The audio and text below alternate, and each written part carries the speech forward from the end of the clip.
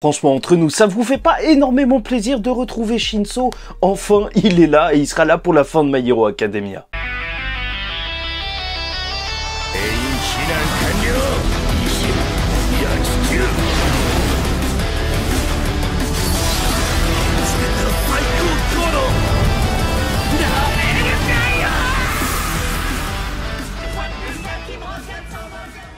Mesdames et messieurs, ici Chaz et on se retrouve aujourd'hui pour la review du chapitre 340 de My Hero Academia, l'histoire de comment nous sommes tous devenus des héros, partie 3. Et en fait, ce chapitre va se concentrer sur le personnage d'Aoyama, de voir ce qu'il est possible de faire pour lui envers les autres et même pour lui en tant que personne à travers le personnage d'Aizawa qui est son professeur. Et ça fait plaisir de le retrouver lui aussi sur le devant de la scène et d'avoir son rôle de professeur parce qu'au final, on est dans My Hero Academia, on parle de Yuei, l'histoire se concentre sur ça et donc voir un professeur, c'est pas du tout anodin. Bon, donc on se retrouve directement à l'hôpital central et la police se trouve juste à côté maintenant avec tout ce qui se passe et donc ils vont d'abord remercier tous ceux qui ont enquêté pour justement plus ou moins innocenter Aoyama ou en tout cas éclaircir un petit peu l'affaire, montrer que c'était plus une victime, mais bien sûr il est coupable. Endeavor et Ginist vont être en charge de la principale force d'attaque pour la guerre qui va arriver. Je vous rappelle que ça reste quand même très centré. En fait, il n'y a pas beaucoup de personnes qui savent autour d'eux qui va participer, qu'est-ce qui va se passer, parce que justement, ils veulent éviter les fuites, vu qu'en plus, il y a un plan secret avec Aoyama. Mais c'est vrai que c'est assez mystérieux, parce que je vois mal comment Endeavor, il peut se retrouver justement à gérer la plupart des héros, alors que lui, au bout d'un moment, c'est sûr, il va faire un 1v1 contre Dabi, enfin un 1v2 parce que c'est sûr que Shoto aussi va le suivre. Et donc voilà, directement c'est Hawks qui va prendre les devants, il va parler à Ragdoll qui est venue, la seule des Pussycat qui a été avertie, tout ça parce que justement le but aussi c'est qu'elle informe un petit peu de la manière dont on peut contrer son alter search qui a été depuis le début du manga en fait un des alters peut-être les plus puissants, même si c'est pas en termes de force, bah elle peut localiser les personnes, enfin elle pouvait, et donc vu que Shigaraki a cet alter, c'est vrai que ça peut être assez compliqué pour justement les séparer, puisque c'est ça en fait la vraie problématique, vu que le plan All Might il va l'expliquer, séparer Shigaraki et All Might d'un trait ferme sur un tableau pour expliquer tout ça. D'ailleurs, on trouvera que c'est vrai que les aimants, ils sont assez cool. Hein. L'aimant Shigaraki et l'aimant All for One, franchement, ce sera un goodies que tout le monde va se déchirer au Japon. J'en suis sûr et certain. Et je tiens aussi à dire que en vrai, les Japonais, ils sont vraiment forts. Tu vois, il y a que dans les mangas il y a un mec qui est aussi déterminé quand il explique un plan, tu vois que c'est dynamique alors qu'il est juste en train de tracer un trait. Et je trouve ça génial. All Might, il est littéralement à fond. Et donc, t'as un petit peu tout le monde. T'as l'équipe de SAS et ils le disent, Shigaraki, d'après les informations, il est beaucoup plus fort que All for One. Alors que All for One, tout le monde le sait, c'est un homme avec extrêmement de puissance et en plus ils peuvent communiquer par onde radio et même par conscience partagée. Donc en soi, c'est assez problématique et c'est impossible, All Might le dit, de battre les deux en même temps.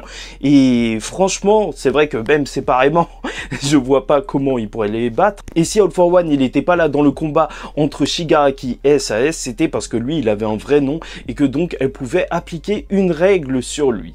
Mais c'est vrai que je comprends pas trop en fait en quoi All for One et Shigaraki sont beaucoup trop forts lorsqu'ils sont ensemble. Enfin, comment ça se fait qu'ils sont impossibles à défaire ensemble? Mais d'un autre côté, je me dis que peut-être, en fait, il mise sur le plan que Deku va essayer de raisonner Shigaraki. Et c'est vrai que si ça se fait à côté d'All for One, alors ce sera problématique. Donc, le but, les séparer de 10 km. Ça, c'est vraiment la condition pour leur victoire. Sauf qu'il y a un problème. C'est Dabi qui, en fait, est beaucoup trop fort et qui peut les empêcher de venir, je sais pas, en faisant un mur de feu ou quoi que ce soit. Et pour gagner, ils devront séparer chacun des vilains et les affronter seuls un par un. Et déjà, ça fait du bien. Pourquoi? Parce que, en vrai, en termes même juste de lecture pour nous, en fait, ce sera beaucoup plus agréable qu'une grosse mêlée générale, parce que les mêlées générales, en vrai, en soi, c'est super cool, mais c'est très difficile de se focaliser sur un personnage, donc là, il faut les imaginer séparés, et on aura le droit à de vrais duels. Et toute cette partie va se terminer sur All Might qui va dire que pour que ça marche, il faut que Aoyama soit avec eux et il va balayer le doute des policiers, et c'est normal, un doute légitime, parce qu'un traître, tu le fais pas revenir comme ça dans l'équipe, en plus tu comptes pas sur lui, mais en tant que prof, il a confiance en lui, et bien sûr Aizawa aussi, et c'est là qu'on va passer sur leur discussion qui est super intéressante, séparée donc par un isoloir, parce que en même temps, voilà, c'est un criminel. Maintenant, t'as le docteur Poulet qui va dire justement à Aizawa que normalement il n'a rien dans le cerveau, donc c'est bon. Et c'est pourquoi Aizawa il va se dire que la seule chose qui retient véritablement Aoyama, c'est sa peur d'All for One. Et c'est pour ça aussi que All for One il s'est ramené avec des cadavres devant lui pour lui foutre la pression. Donc son but à Aizawa ce sera de motiver, et il demande de quoi a peur justement Aoyama, parce que ses camarades sont derrière lui, et en plus d'avoir peur d'All for One, il le dit en fait, il a surtout peur de justement se retrouver devant All for One et de trahir ses camarades, et donc justement de ne plus pouvoir briller à leur côté. Et c'est vrai que c'est un petit peu le syndrome de l'imposteur, je pense que tu en as entendu parler, hein. C'est un petit peu la mode, tout le monde en parle même sur YouTube, tu vois, même les youtubeurs lifestyle, pour dire un petit peu qu'ils se sentent pas légitimes. Et Aoyama, je trouve qu'il a un petit peu de ça, parce que voilà, même si on lui accorderait de la confiance, bah, il se sentirait pas légitime justement à la voir, et tout le but d'Aizawa c'est justement de lui faire aussi reprendre confiance en lui. Et c'est assez fort, parce qu'il ira même jusqu'à dire que tout ce qu'il veut maintenant en fait c'est être enfermé et même mourir dans un trou, enfin voilà.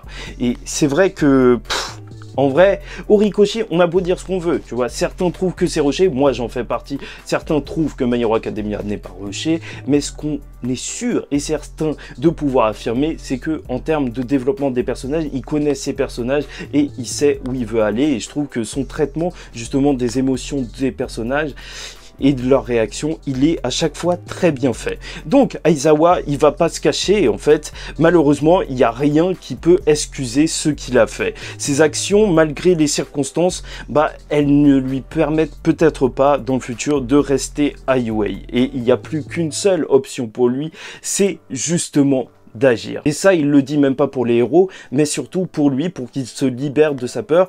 Et voilà, il le dit, c'est vrai, on n'est pas vraiment différent d'All for One, on veut t'utiliser, mais il ne veut pas que, justement, Aoyama meure plein de remords. Et c'est là que Aoyama il va se souvenir aussi du côté bienveillant de Aizawa, parce que pour lui en tout cas, même si peut-être Yuei l'exclut, bah pour lui en tant que professeur, Aoyama sera toujours son élève. Bien sûr c'est vachement intéressant pour le personnage d'Aizawa, parce que c'est une manière de se sauver lui-même un petit peu par projection, parce que bien sûr il pense à Mist, enfin à Shirakumo, et il se sentait nul quand il pensait qu'il était mort, et là il a une chance de sauver quelqu'un qui se sent nul aussi. Et donc, il le dit, dans tous les cas, ils le protégeront. Je trouve que c'est un petit peu trop s'avancer, hein. Et franchement, si Horikoshi, il avait les balls de tuer Aoyama, de faire genre qu'en fait, ils n'ont pas réussi à le protéger alors qu'ils ont dit qu'ils le protégeraient, ce serait énorme. Mais je pense que en fait, la série, elle peut pas du tout partir sur ça, parce que elle va bientôt se terminer. Enfin, normalement, l'année prochaine. Donc, là, tu as une page qui est vraiment magnifique, en fait, une page toute blanche, juste avec les personnages, et où, étrangement, en fait, tu vois que le ventre d'Aoyama, il est gommé, et tout ça pourquoi? Parce que, justement, normalement, bah, son alter, il se trouve là, l'alter que lui a donné All for One. Là, Aizawa, il lui parle de personne à personne, d'humain à être humain, pas de mec qui a reçu un alter, il voit pas justement ce qu'il a fait comme trahison avec All for One, là il lui parle surtout en tant qu'élève, et c'est assez fort, et il le rassure en tout cas, il ne sera pas le seul infiltré.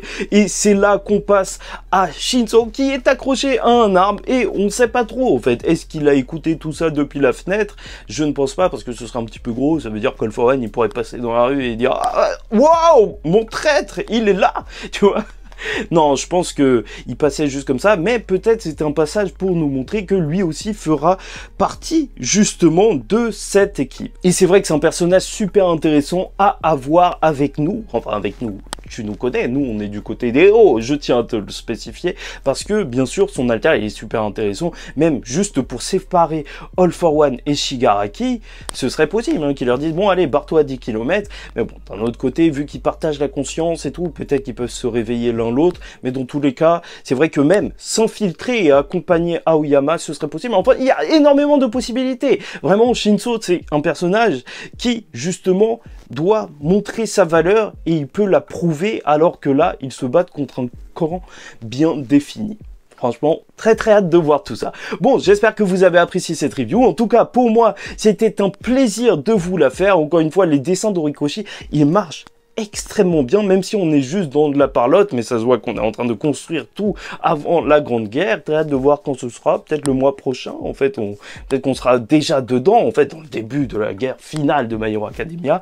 Et n'hésitez pas à liker ou disliker la vidéo si ça vous a pas plu, commentez, donnez-moi votre avis en commentaire, et abonnez-vous, parce que chaque semaine, on parle de My Hero Academia. Et en attendant la semaine prochaine, et possiblement des théories, enfin non, pas la semaine prochaine, mais plus tard, parce que je préfère, enfin, j'ai hâte de faire plein de vidéos sur My Hero Academia, parce que tout ça, après il y aura plus le temps, donc il faut le faire maintenant ou jamais. Ben, je vous dis ciao tout le monde, faites très attention à vous et surtout paix sur vous.